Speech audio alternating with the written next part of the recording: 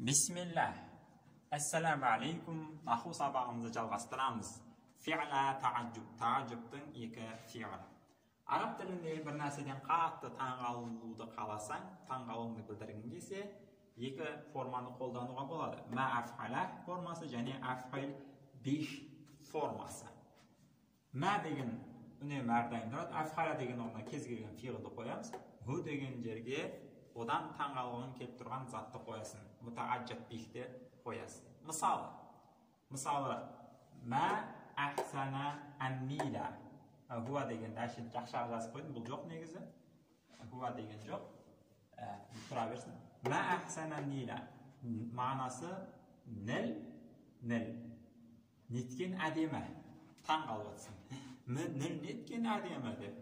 Ал бірақ тіке аударсаң, Мә бір нәрсе, шайун деген мағынада, шайун бір нәрсе ахсана әдеметті нілді деп аударасың егер тікелей аударсаң. Бірақ олай аудару қате болады, мағынасы өзгереді, таңғалысты білдіреді бұл жерде. Мә ахсана нила, неткен әдемі деген мағынаны білдіреді. Енді иғрабы қалай болады бұл жерде? Иғрабы. Мә исмін накиратун таммун мүбтада болды. Мә не болады? Шайун деген мағынадағы исім накиратун таммун мүбтада болды. Енді накиратун деген түсінікті бізге. Мағрифаның керісіншесі накира деген. Бірақ накиратун таммун деген не деген сұрақ туындауы мүмкін. Оған қазір кішкене жауап беремін. Ары қарай Еуропта бітіріп алайық. Мә деген қысқаша мүбтада екен. Шайун деген мағынадағы мүбтада. Ахсана деген фиал мади жамид. Өзгермей келеді. Яғни жамид өзгермей келеді дегені әмір және мұдариға болмайды. Ма юхсину, ма ахсин деп өзгерте алмайсың. Осы таңғалыс формасында келген кезде. Аблайғы уақытта өзгерте бересің ғой. Ахсин, юхсину деп. Бірақ таңғалыс формасында келгенде осылай өзгермей келеді. Таңғалуды білдіруді қалаған кезде. Ма ахсана неткен әдемі. Фиал мади жамид, фиал мади жамид болады. Аннила, хуа деген дамир мұстатир уджубан. Мына жерде жасырын дамир болады, уджубан. Ол жасырын дамир, хуа деген жасырын дамир, ахсананың несі болады? Фаилі болады. Осы жасырын дамир қақа қарай қайтады, хуа мәге қарай қайтады, мүбтадаға қарай қайтады. Аннила, нила деген мафғул бих болады. Мафғул бих, мансуб аламат насбихи фатхатун зохиратун.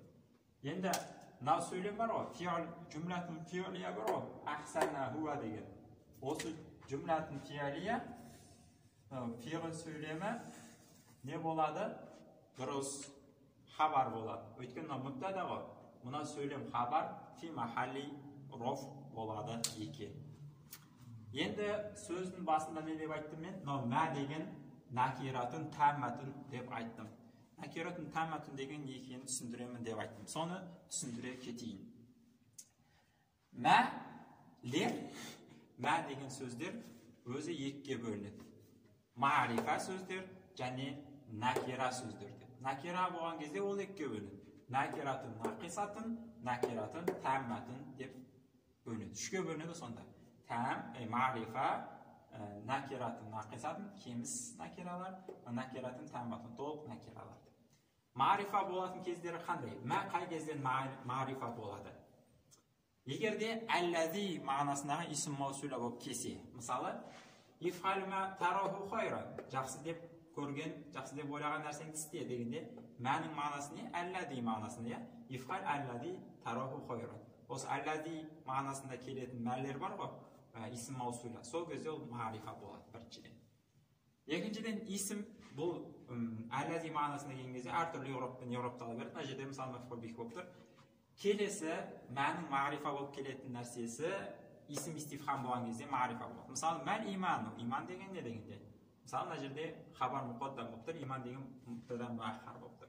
Әртүрлі Еуроптаға берді, бірақ мына жерде мағрифа болып тұр. Үшіншіден исім шарт болған кезде мағрифа болады. Мысалы мә тафхалу мин хайрин тажидуху индаллах, жақсылықтан не нәрсені істесең, сол нәрсені Аллахтың алдында табасың дегенде, мә деген шартты білдіріп тұр. Сол кезде бұл мағрифа болады.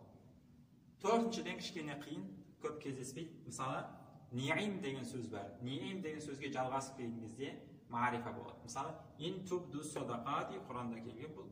Шатаспасам, егер садақаны ашық берсеңдер, фа ни'им ма хия, ол неткен жақсы. Фа деген робитатын ли шартпен жауапты байланысып тұратын фа, ни'им деген сөз бар. Ғайны кәсіралы, мимі сукунды. Ни'им неткен жақсы дегенді білдіреді. Сонымен жалғасып келген кезде мә деген не болады? Ол кезде фағилі болады. Ни'им деген сөз фи'л жамиттің фағилі болады да мағрифа болады. Осы төрт кезде мә деген сөзіміз мағрифа болады екен. Ал қай кезде накира болады? Егерде шай, үн, нәрсе деген мағынада келсе, ол накира болады. Егерде нәрсе деген мағынада келсе, одан кейін барып сифат келсе, онда ол накиратун нақисатун деп аталады. Мысалы, я'мал ма нафи'ан лил умма, жаса үмметке пайдалы нәрсені. Мән мағынасы не? Шай'ун, я? Мысалы, я'мал шай'ан деп тұр, бұл жерде. Нәрсе деген мағынада келсе, онда ол накира болады. Одан кейін бар сифат келіп тұр. Мә нафи'ан, нафи'ан деген ол мәнің сифаты болып тұр. Сифат деген түсінесіздер, нақ болып тұр. Осы кезде не болады? Мынау нақыс болады. Одан кейін бар сифат келсе. Өйткені мынау өзі толық мағына беруге жеткіліксіз. Оның мағынасы толық болу үшін не келу керек? Бізге сифатпен көмектесу қажет бізге. Тағы да мысал келтірсек, я'мал ма янфау лил умур. Я'мал ма янфау минал умур десек. Я'мал деген түсінікті, мә дегеніміз шай'ун деген мағынада келіп тұр. Шай'ан деген мағынада, нәрсе деген мағынада. Янфау минал умур дегеніміз сөйлеміміз не болып тұр? Мынаның сифаты болып тұр. Нааты болып тұр. Осы сөйлем мынаның сифаты болып тұр. Яғни сифат келсе, мә деген сөзден кейін. Мә деген сөз шай'ун мағынасында және оның сифат келсе, ол не деп аталады? Накираты нақисатын деп аталады. Егерде мә шай'ун нәрсе деген мағынада келсе, бірақ одан кейін сифат келмесе, жалғыз өзі келсе, онда накиратун тамматун, толық накира деп айтылады. Өйткені оның мағынасы толық болу үшін бір нәрсеге мұқтаж емес, өзі толық. Мысалы, ол екі ғана жерде келеді, накиратун тамматун екі ғана жерде келеді. Біреусі біздің фи'л тағаджубта келеді. Мысалы, мә ахсана нила десек. Мә деген шай'ун деген мағынада, одан кейін барып сифат келіп тұрған жоқ. Сифат не істеп тұрған жоқ? Келіп тұрған жоқ. Мә ахсана нила. Мә деген мүбтада болып тұр, шай'ун деген мағынада накиратун тамматун. Және де ни'ма бабында, ни'ма би'са бабында, ни'ма және би'са деген сөздерге фа'ил болып келген кезде, ол мағынасы шай'ун болады да, накиратун тамматун болады. Өйткені одан кейін сифат келмейді. Мысалы, ни'ма ма сонағта, істеген нәрсең неткен жақсы десек, бұл жерде мә деген накиратун не болады? Тамматун болып саналады екен. Осы ни'ма және би'са бабында. Бұл түсінікті болды енді бізге. Енді ары кеттік. Сонымен мә ахсана ниланың еғрабы түсінікті болды. Мә деген мүбтада екен, накиратун тамматун екен. Ахсана деген фи'л мади, жам деген, хуа деген оның фағилі мәге қайтады. Нила деген мәфғул бих және жүмлатын фи'лия мәге не болады екен? Хабар болады екен. Тағаджубтың екінші формасы афғилі бих. Афғилі бих деген формаға саламыз. Бих деген одан таңғалатын нәрсе, оның хи дегендер. Мысалы, мә ахсана нила дегенде ахсин бин нили деп те айтсақ болады, таңғалу үшін. Ахсин бин нили нілнеткен әдемі деген мағынаны білдіреді. Еғрабы қандай болады? Еғрабы кішкене тағдырлар көп, бұл жерде мән берейік. Ахсин дегеніміз фи'л мади. Қараңыз. Негізі фи'л мади болса мынандай болу керек еді ғой? Ахсана болу керек еді ғой? Дұрыс па? Бірақ ахсин болып кетті. Фи'л мади ата ала суратил әмір. Әмір сүретінде келген фи'л мади. Негізінде ахсана болу керек. Ахсин жан дүниесі фи'л мади, бірақ сыртқы көрінісі не? Әмір. Мұнафиқлар жатқанда. Биннили дейді. Би деген харф жар зайд. Артық келген харф жар. Нили дегеніміз, мынау харф жар зайд, нили дегеніміз фағил. Мынаның фағил. Әсілінде не болу керек еді? Нилу болу керек еді. Қараңыз, қандай қызық. нилу болу керек. Мынау харф жар зайд, артық харф жар келді, мағынасы жоқ, ешқандай бидің, нили деген не болу керек еді? Фаал болу керек еді. Нилу болу керек еді негізінде. Нилу фаал, нили фаал марфуқ болады. Аламату рофихи даммату муқаддаратун, тағдырдағы дамының рофтың белгісі. Мәнаа мин зухриха харакату харфил жари зайд. Ол даманың көрінуінен артық келген харф жардың несі? Харекеті одан тосып қалды көрінуінен. Негізінде не деп айту керек едік? Ахсан ан-нилу деп айту керек еді. Не үшін мұндай өзгерістердің бәрі ұшырап кетті деген сұрақ туы мүмкін. Жауап беріп көрейік. Не үшін бұндай өзгерістерге ұшырап кетті? Ахсан ан-нилу бол керек еді әсінде. Бірақ та ахсан ан-нилу десек, не жақсылық жасады деген мағына сияқты ғой. Таңғалуды білдіру керек болды. Таңғалуды білдіру керек болғаннан кейін, фиғл мадидің көрінісін өзгертеміз. Не істейміз? Ахсин ан-нилу деп мынаның көрінісін өзгерткен. Мадидің көрінісін тағажып, таңғалуды білдіру үшін кішкене өзгерту керек қой мадиді. Сөйтіп, не көрінісіне ауыстырған? Әмір көрінісіне ауыстырған. Ахсин нилу. Таңғалуды білдіреді деп.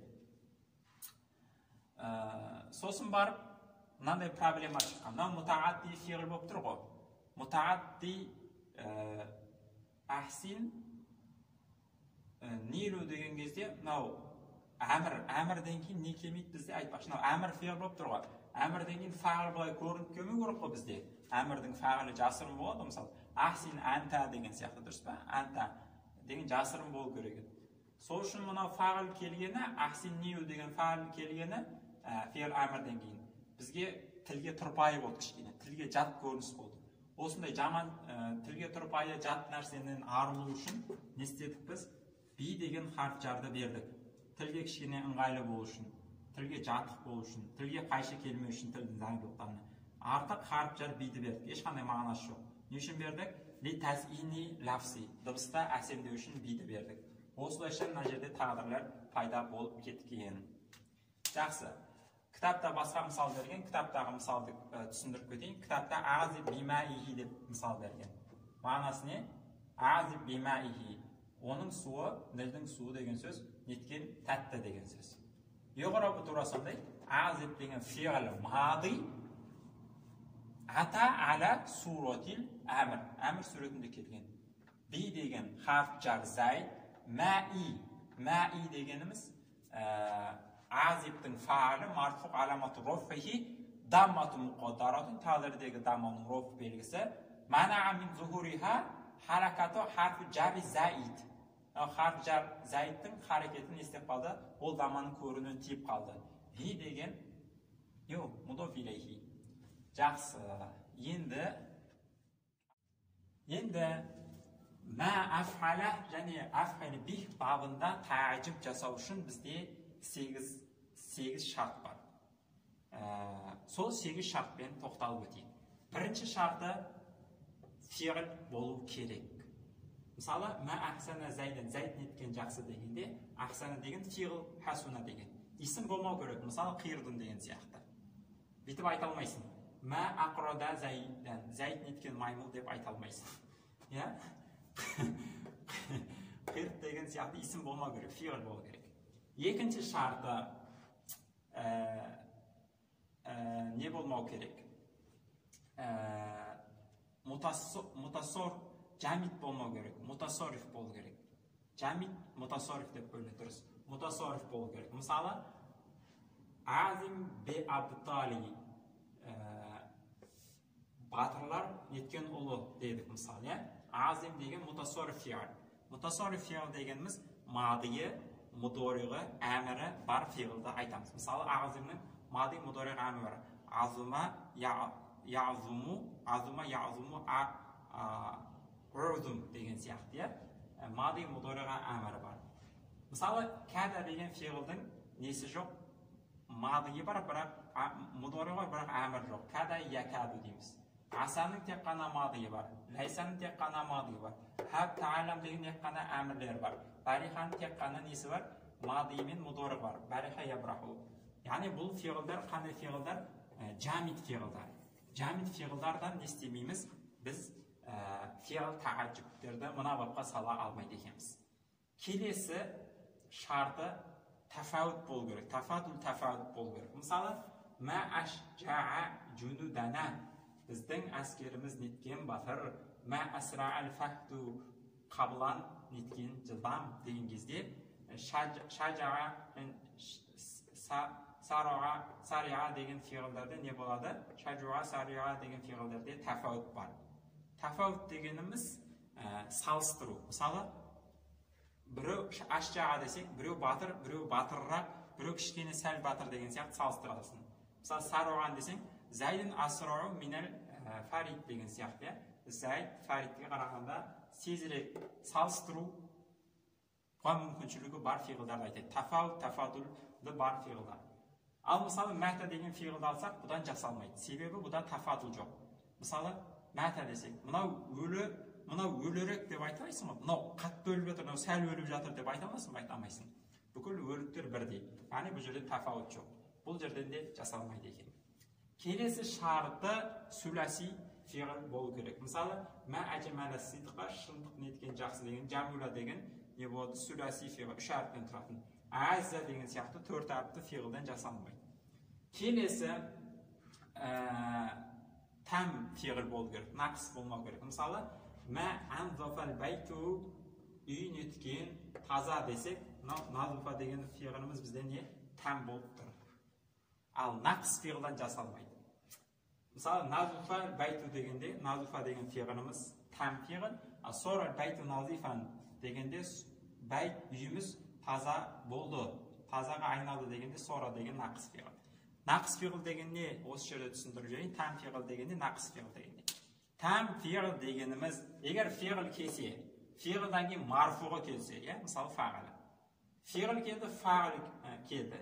Фиғыл келді, марфуғы келді. Сол фиғылдың марфуғы келді. Осы фиғыл мен марфуғымен сөйлемді аяқтауға мүмкіншілік болса, онда ол фиғылды тәм фиғыл деп айтамыз. Мысалы, назуфа байту, үй таза болды. Сөйлем аяқталды. Аяқтай аламыз. Егер де фиғыл келсе, фиғылдың марфуғы келсе, бірақ фиғыл және марфуғымен сөзді аяқтау мүмкін болмаса, тағы бір мансып алып келуге мәжбүр болсақ, бұндай фиғылды нақыс фиғыл деп айтамыз. Кемшілік, оны толықтырып отыру керекпіз. Біз немен? Мансыппен толықтырып отыру керекпіз. Мысалы, сорал байту, үй айналды десек, сөйлем толық болмай қалады. Үй айналды. Неге айналды? Тазаға айналды десек. Бұл жерде нақыс фиғыл деп айтады. Кәна және оның бауырларының бәрі нақыс фиғыл деп сол үшін айтылады. Афғалу нақыс деп. Өйткені кәна және бауырлары марфуға келеді, кәна келеді, сосын барып оның марфуға келеді, сосын барып нен сөйлем толықтыру керек боламыз, немен?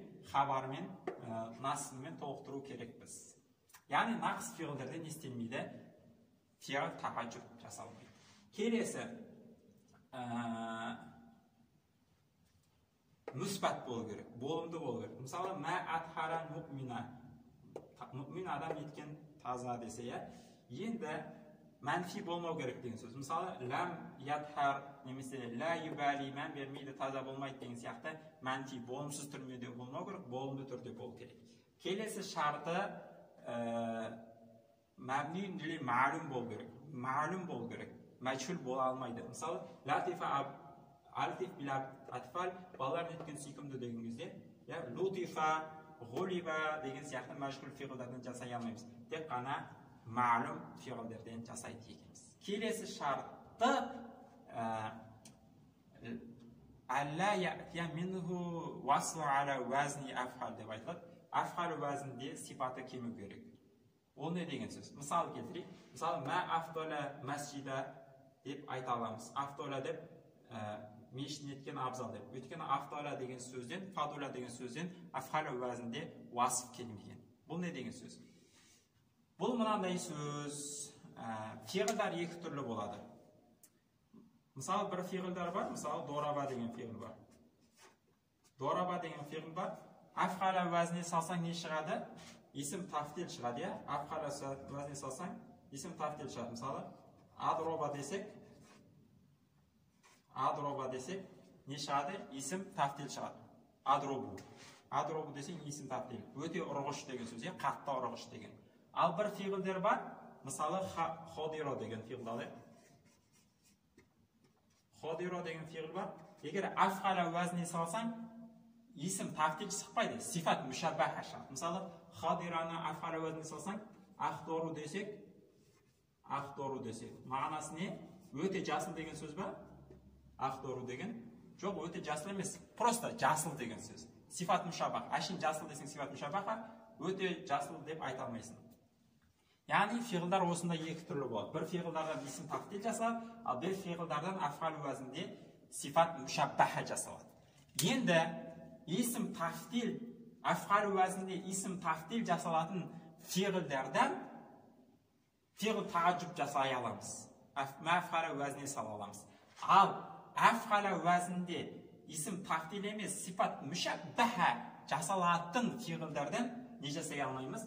Исім тафтил, фиғыл тағаджүб жасай алмайды екенбіз. Мысалы,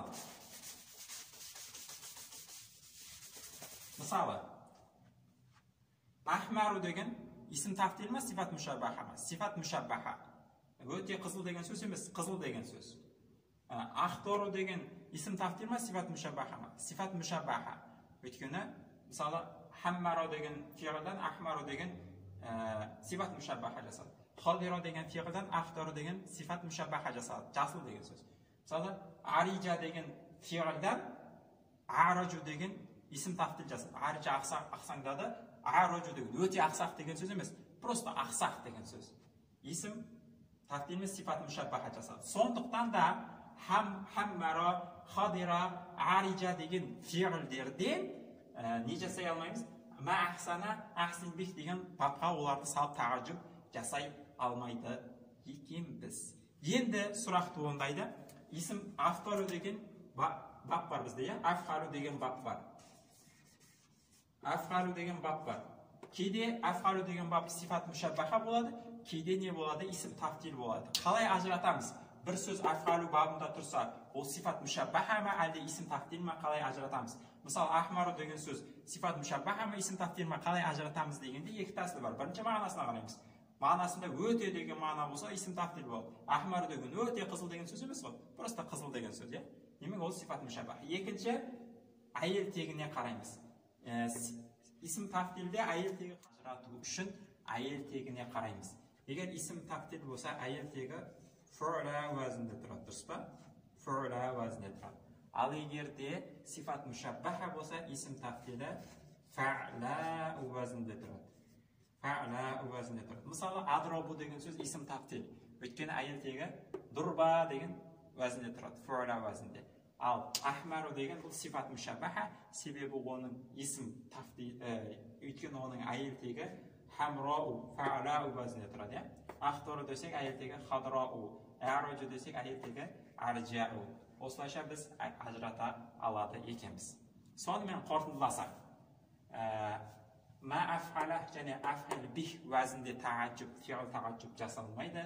Егер де ол исім болса, немесе не болса, жәмит болса, немесе тафадүл, тафауты болмаса ол фиғылдың мәта деген сияқты.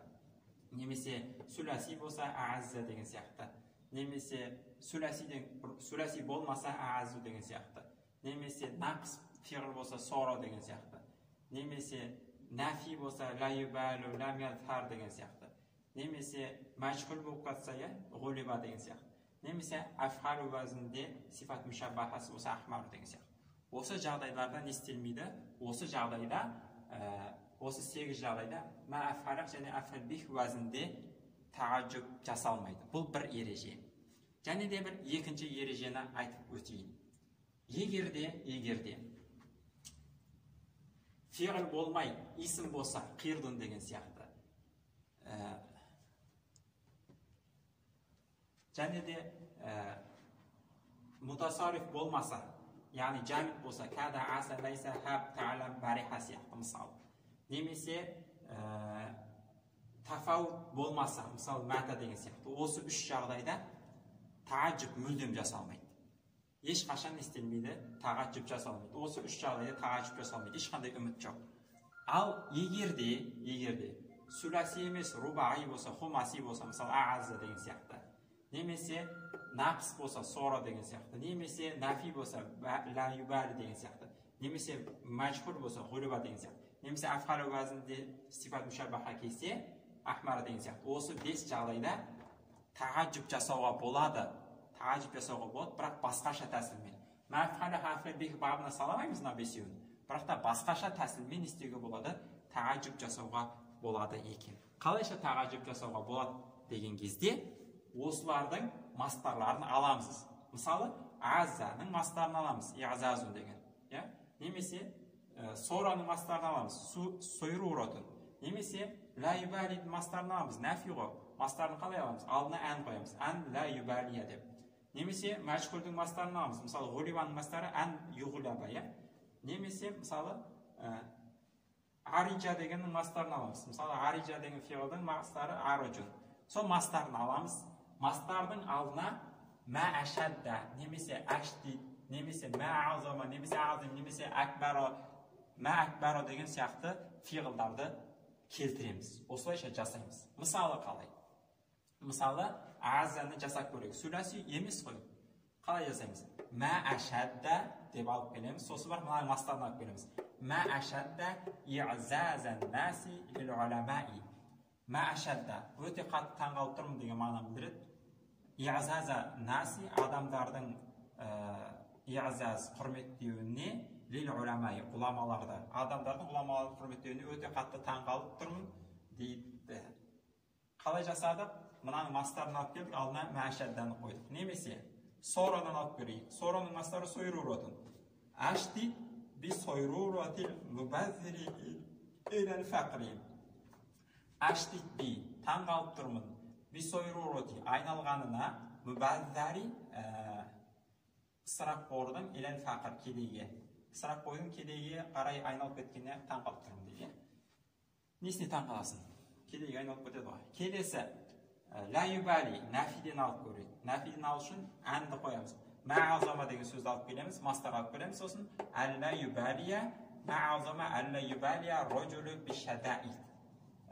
Ер кісінің қиыншылықтарға мән бермеуіне таңғалып сүйсініп тұрмын. Мысалы, әлла юбалия. Енді мәшһүрден жасап көрейік. Ғулиба деген мәшһүрді. Не істейміз? Азим ән юғлаба. Ән деген сөзді алып келсек, мастарға айналып кетеді. Ән юғлаба мубтилу. Жалғаншының жеңілгеніне таңғалып тұрмын. Келесі, әкбир деген сөз арқылы жасайық. Мысалы, ариджа деген, ақсады деген фиғылдың мастары арожун. Әкбир би арожи химарика, ешегіңнің ақсаңдауына таңғалып тұрмын. Негізі бұл азза деген сөз, мысалы, иғзазун мастары. Немесе сойруратын, сора деген сөз, сойруратын. Немесе әлла юбалия нафия. Немесе ғули юғлабу деген мәжһүр. Немесе арожа деген исім сифат мүшәббахасы афғал уәзіне келетін фиғыл. Бұлардан негізінде мәфғала афғал бих деген бап арқылы не жасай алмаймыз? Тағажжүб жасай алмаймыз. Бірақ та мынау тәсіл арқылы алда мәшәдда әшдид бих деген сияқты сөздерді қою арқылы, мастарын алып келу арқылы осы тәсілмен тағажжүб жасай алады екенбіз. Алхамдулиллахи роббил алемин.